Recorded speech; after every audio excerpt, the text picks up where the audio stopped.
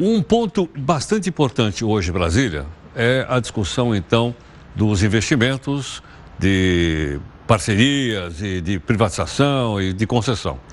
O Luiz Fara Monteiro tem aqui as informações diretas de Brasília.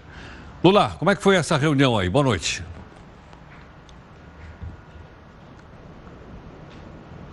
Olá, Heródoto, boa noite. O presidente Michel Temer anunciou hoje o programa de parcerias de investimentos, com recursos iniciais da ordem de 30 bilhões de reais, que sairão, em sua maior parte, do Fundo de Investimento, do Fundo de Garantia e também do BNDES. Entre os serviços que serão privatizados, serão entregues à iniciativa privada, estão a administração de rodovias, portos e aeroportos. São 4 aeroportos, na verdade, nesse primeiro momento: Florianópolis, Fortaleza, Salvador e também Porto Alegre. Segundo técnicos do governo, a intenção é gerar desenvolvimento e emprego no momento em que o país registra pelo menos 12 milhões de desempregados. Mas esses investimentos só começarão a funcionar de fato a partir do início do ano que vem, a partir do início de 2017. Mas o Palácio do Planalto está otimista e afirma que a intenção de um projeto como um todo é mostrar que há um momento de mudança e de novas regras mais adaptadas à questão do mercado. Muitos desses projetos já estavam previstos na gestão passada da ex-presidente Dilma Rousseff e agora voltam com mais força na gestão de Michel Temer. Heródoto. Obrigado. Bom, para a gente entender melhor isso, está aqui conosco o economista Gerdner Oliveira, da consultoria Geo Associados. Doutor Gerdner, boa noite, obrigado pela gentileza. Boa noite, Heródoto. Bem-vindo aqui. Prazer. Obrigado.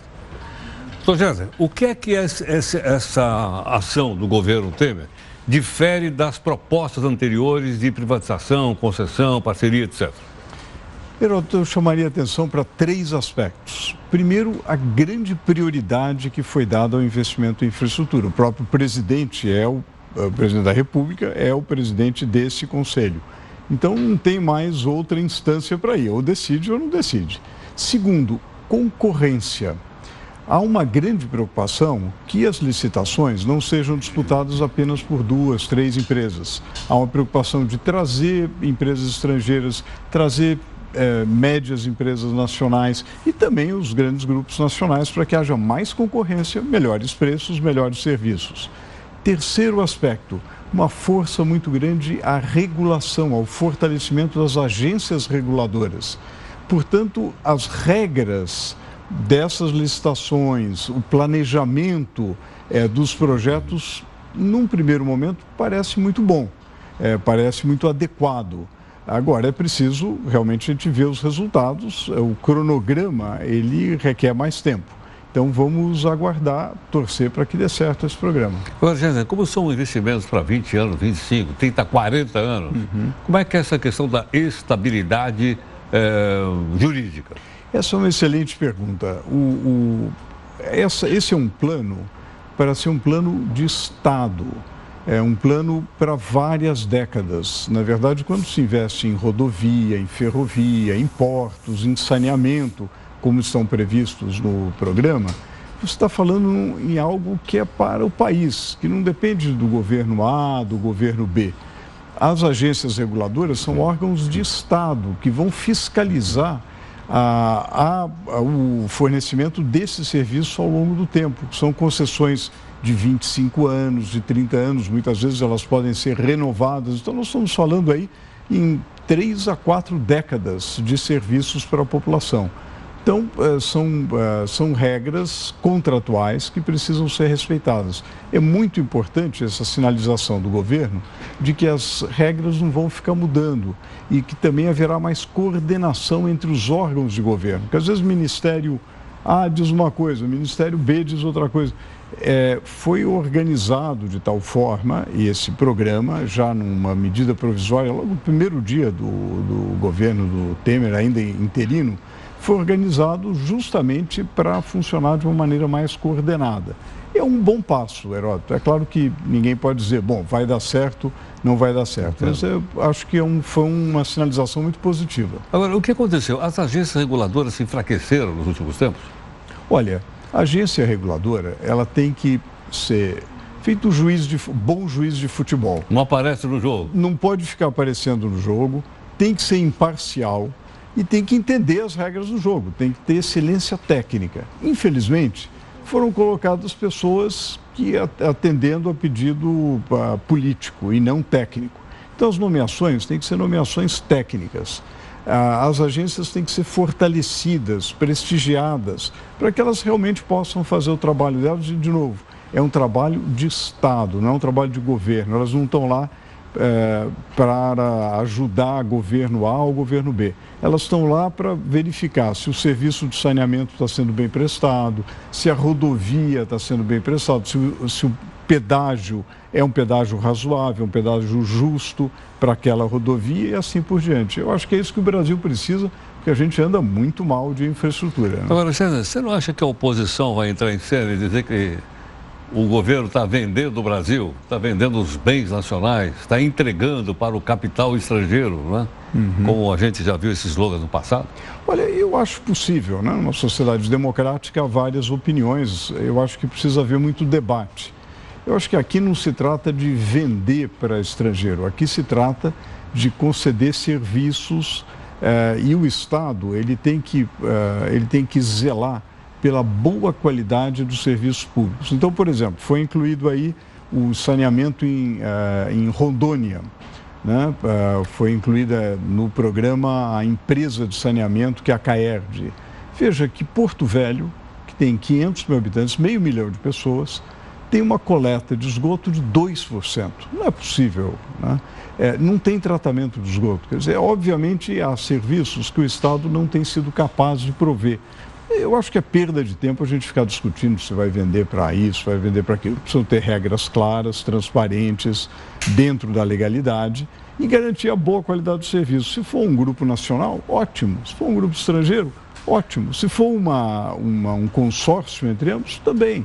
Eu acho que importa menos quem fornece e mais se os cidadãos brasileiros estão recebendo bom serviço de saneamento, se estão tendo transporte, se os portos, as ferrovias, as rodovias estão escoando a nossa produção, aumentando a competitividade da economia, aumentando a oportunidade de emprego.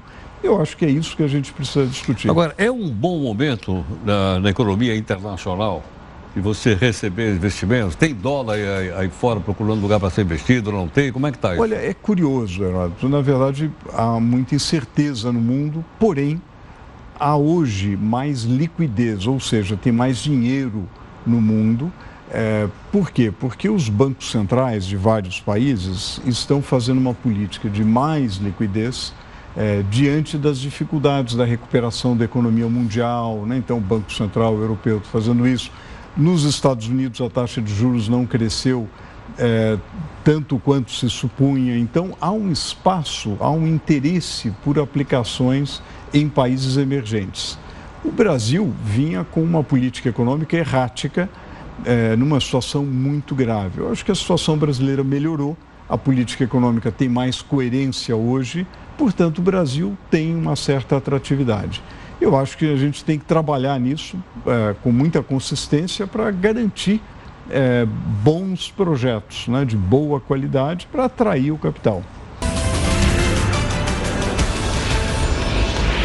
Nosso convidado é o consultor da GO Associados, o Dr. Gerder de Oliveira, que está aqui conosco. Dr. Gerder, falou agora um pouquinho que a economia brasileira está sofrendo uma nova conformação. É possível identificar algum resultado disso ou isso tudo é longo prazo e até agora estão tentando, vamos dizer assim, levantar coisas que não existem? Olha, já há alguma melhora, Heródoto. Quando nós olhamos as informações sobre índices de confiança, em todos os setores há uma recuperação da confiança. Não há um clima de otimismo. Por que confiança é tão importante quanto capital? Olha, é muito importante a confiança para a recuperação do investimento, né? Grande parte alguém que vai decidir investir, ampliar uma fábrica, construir uma nova fábrica, precisa ter um mínimo de confiança de que as coisas vão melhorar, de que a economia vai melhorar, de que vai haver demanda para os produtos e serviços que serão produzidos. Então, isso é muito importante. O consumidor também precisa ter confiança, é isso que vai definir, em parte, a sua decisão de gasto e, consequentemente, a demanda da economia. Então, os indicadores de confiança melhoraram, a volatilidade do dólar diminuiu, há indicações de que a produção de bens de capital melhorou um pouco. Tudo isso a partir de dados muito ruins. Nós tivemos 2 anos consecutivos de recessão. É a primeira vez que a economia brasileira tem um biênio recessivo, né? Um bicampeonato de recessão que a gente não tinha desde os anos 30. Então, é uma situação que é uma recuperação lenta.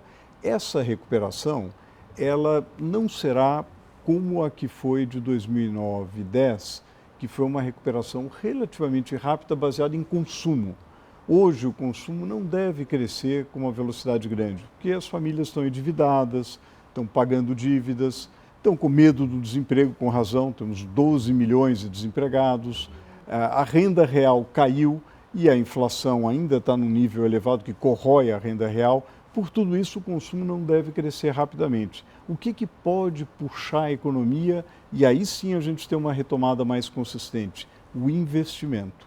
Daí a importância do programa que foi lançado, o Programa de Parceria de Investimento, que tem um potencial muito grande de recuperar a demanda da economia, recuperar as oportunidades de emprego e assim por diante. Agora, doutor Jansen, me surpreendeu uma entrevista que eu li na revista Veja, do presidente da Mercedes-Benz, não sei se o senhor viu na página amarela, né?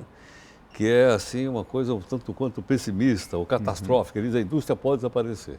E ele diz que a economia brasileira ainda é muito protecionista. Recentemente o ministro Serra disse que isso era folclore. Pergunto, quem está com a razão? Olha, eu acho que há 2 aspectos importantes aí.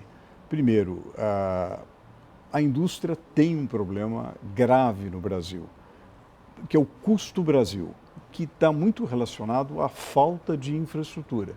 Então, digamos, a fábrica no Brasil, ela pode ser tão moderna quanto na Alemanha, mas a energia não é, o serviço de energia não é da mesma qualidade, a mobilidade urbana é ruim, a legislação trabalhista é caótica e custosa e gera muita insegurança e toda sorte de litígio. Então, tudo isso torna a taxação elevadíssima.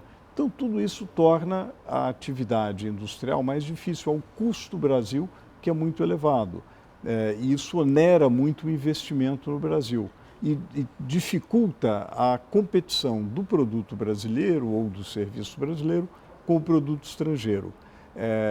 Nesse sentido, é preciso haver 2 coisas. É preciso haver uma melhora da infraestrutura, uma redução do custo Brasil, uma desoneração do investimento, paulatina, gradual, que isso vai permitir que haja maior competição. Aí sim é possível, simultaneamente, diminuir a proteção. Então, nós estamos numa situação em que o Brasil está participando de uma prova de corrida com peso na perna. Isso fica difícil. Sr. Jansen, muito obrigado pela gentileza. Eu que agradeço. Até logo, até a próxima. Um abraço. Muito obrigado.